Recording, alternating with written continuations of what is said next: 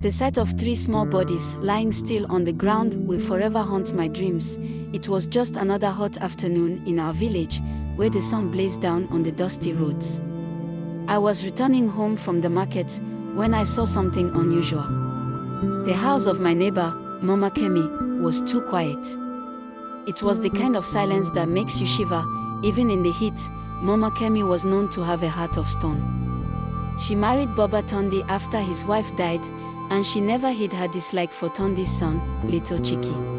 Rumor had it that she wanted Chiki gone, so her children could have everything to themselves. That day, Chiki was late coming back from school. He often stayed late to finish his chores before they walk home. Mama Kemi had prepared food, as she always did.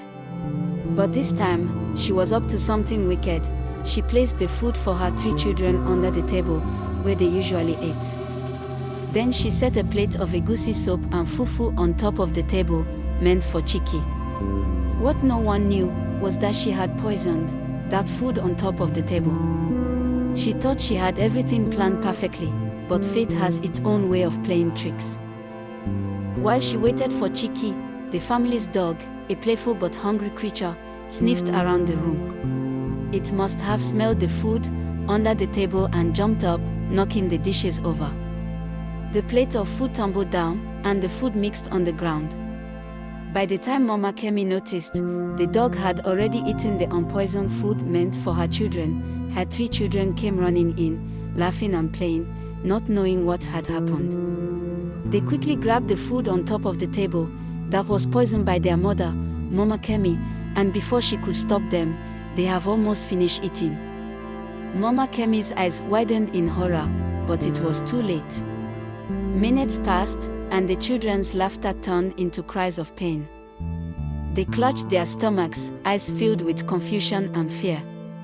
Mama Kemi screamed for help in a loud voice, saying help, help, help.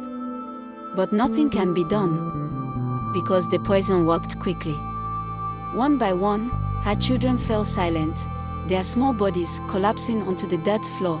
Chiki never came home that day.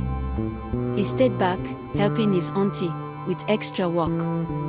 When he finally got back home and saw the commotion, he stood frozen at the door, eyes wide with shock. That night, the village mourned. Mama Kemi's wails echoed through that night, but nothing could bring back the lives she had taken, all because of her hatred. This story's moral lesson is that hatred and wickedness often lead to self-destruction. When we wish harm on others, we may end up being the ones who suffer the most. In seeking to destroy someone else, Mama Kemi destroyed what she loved the most, her own children. Be careful of the seeds you sow, for they may grow into thorns that hurt only you. Like and subscribe for more.